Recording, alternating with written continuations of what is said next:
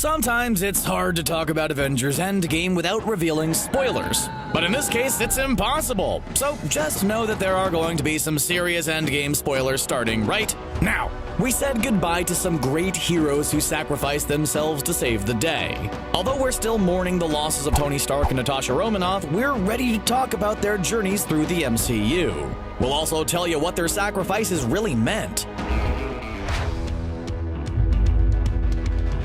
Going into Avengers Endgame, it didn't take a prophetic vision to know that not everyone was going to make it out alive. Not only were our heroes going up against the biggest, baddest villain the MCU had ever known, but there was the little matter of the Soul Stone. In Avengers Infinity War, we learned that the Soul Stone requires a soul-for-a-soul trade in order for someone to take possession of it. Man, you really can't escape those annoying microtransactions anywhere, can ya?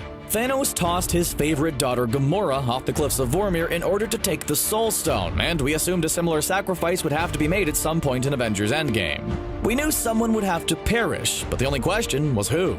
Many fans guessed that either Tony Stark or Steve Rogers would lose their life in exchange for the Soul Stone. Instead, we saw old and recently reunited friends Clint Barton and Natasha Romanoff heading to Vormir for this dangerous mission.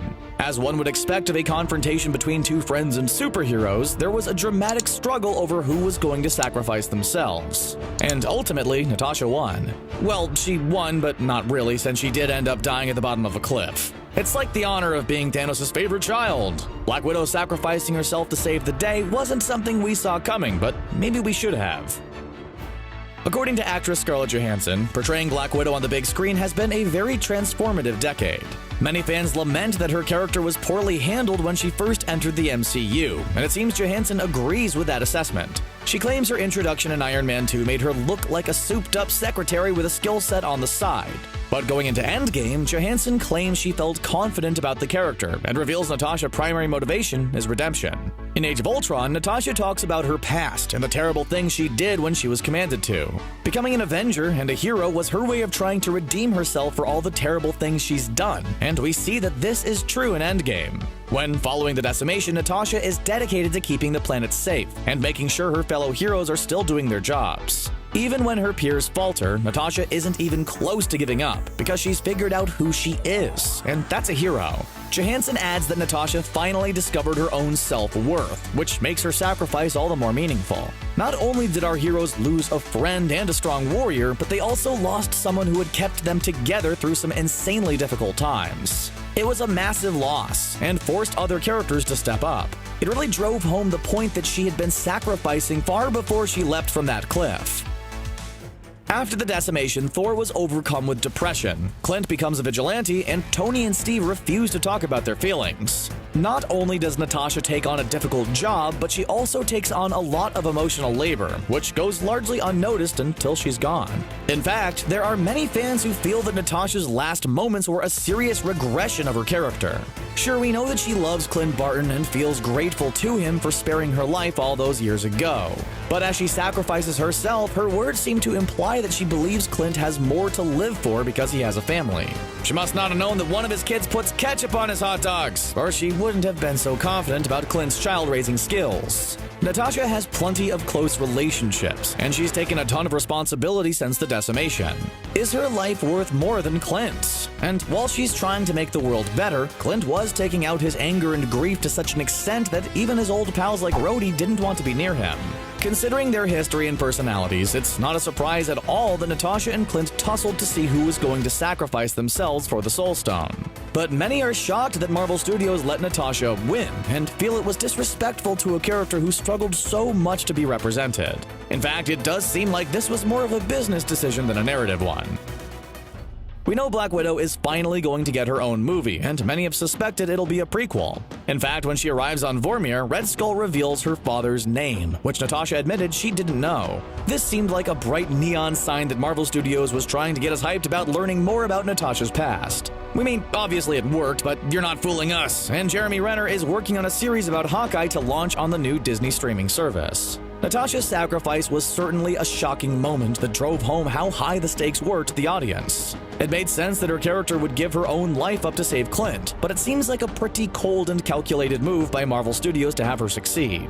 Even her last words were more for Clint's benefit than her own, as she said, "Let me go," and comfort him by saying it's okay. And to make matters worse, the loss of Natasha truly paled to the hero who made the much bigger and flashier sacrifice at the end of the movie. But in his defense, that's just kind of Tony Stark's style, so why should his death be any different? Tony Stark not surviving Avengers Endgame was one of the first predictions we made about the movie as soon as Infinity War was over. But that doesn't mean we're happy about it. How dare Marvel Studios give us what we wanted? Not only was Avengers Endgame a great movie, but it was also a great payoff for those of us who've been a part of the Marvel Cinematic Universe since the beginning. In fact, there were some moments that just felt like pure fan service, but since we're fans, we're definitely not complaining. Like the scene where Steve Rogers and Tony Stark go back in time in order to retrieve more Pym particles from a young Hank Pym's laboratory. While there, Tony just so happens to run into his father, Howard Stark. It had been established previously that prior to being assassinated by the Winter Soldier, Howard Stark didn't get along very well with his son. Not only were the two always at odds, but Howard was less than affectionate. Tony once lamented that his father never even told him that he loved him. Yet we got this scene where Howard talked about how much he loved his child, even though he wasn't born yet, and how he'd do anything for him.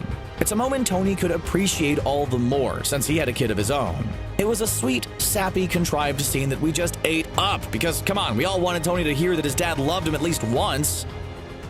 When we first met Tony all the way back in 2008's Iron Man, he was a billionaire bachelor who thought of nobody but himself. Not only did we get to watch him put on a super suit and fight crime, but we saw him become a hero in every sense of the word. And because of this, he won the heart of Pepper Potts and finally got to have a happy family. Seriously, his life was downright idyllic before his old friend showed up blabbing about time travel.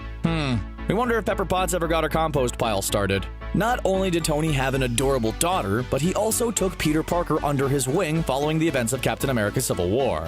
One of the most heartbreaking scenes of Infinity War was when Peter died in Tony's arms. He had grown into such an incredible hero, and yet he still cried out in fear as he faded away, and Tony could do nothing to save him. This was what ultimately pushed Tony to risk his happy life in order to undo the decimation. According to actor Robert Downey Jr., he actually didn't get too broken up while they were filming Peter's death in Infinity War. It was just another day at work until he watched the movie with someone else. Seeing their strong reaction to the scene really impacted him and drove home how strongly many people feel towards these characters. We can definitely attest to that fact, and it made it all the more heartbreaking the way Tony's final moments reminded us of when Peter Parker got dusted in the previous movie. Of course, we all know there was the big over-the-top battle with Thanos and pretty much everybody else in the history of the MCU. But despite all of our favorite heroes giving it their all, it still seemed like Thanos was going to emerge victorious. Confident of the odds of his success, Thanos said, "I am inevitable," to which Tony replied, "I am Iron Man," while donning the Infinity Gauntlet and defeating Thanos. We're sure we don't need to remind you that these were the words he uttered at the end of the very first Iron Man movie, but apparently we just did. This line showcases Tony's confidence, and the crazy thing is that it wasn't in the script for the Iron Man movie. Robert Downey Jr. just said the line, and everyone loved it so much they decided to keep it in because it resonated with the audience and made so much sense for his character. Considering it kicked off his journey into the MCU, it's fitting that it was one of the last things he said before his grand exit. It was also great to have something to cheer about right before the great shuddering sobs started. But really, this is a better ending than Tony ever even imagined for himself. In Age of Ultron, Tony had a vision that everyone he knew and cared about was dying, and he was completely powerless to stop it. This was something he had been grappling with since the Battle of New York, and it traumatized him. He was afflicted with panic attacks and driven to create Ultron to try to keep the world safe. But in Avengers Endgame, Tony faced his greatest fear with aliens raining from the sky, a seemingly unstoppable enemy, and his friends in imminent peril. And this time, he was able to face his fears and save the day, even though he knew it meant sacrificing his own life. But that's just the kind of thing Iron Man does. And Tony even has a few brief moments with his loved ones before he fades away. He's able to greet his beloved wife, Pepper Potts, who flew into the battlefield in her rescue armor to help in the battle against Thanos. And of course, Peter Parker's there, as if the scene needed to be just a touch more heartbreaking. The way Tony finally faded away was incredibly similar to the scene in which Peter was dusted in Infinity War, and it's clear this wasn't lost on Peter. Not only did he lose his mentor, but now he too knows what it's like to be helpless to save someone you love. While Endgame concluded the story of Tony Stark, Peter Parker is still alive, and has to figure out how this whole superhero thing works. Although Tony won't be around to lecture him and receive updates on how many churros he's eaten, we have no doubt Peter's superhero style will be impacted by his time with Tony Stark. What do you all think about the way we said goodbye to Iron Man and Black Widow? Do you think they got worthy endings, or do you wish things had played out differently? Let us know what you think in the comment section below. Bye for now.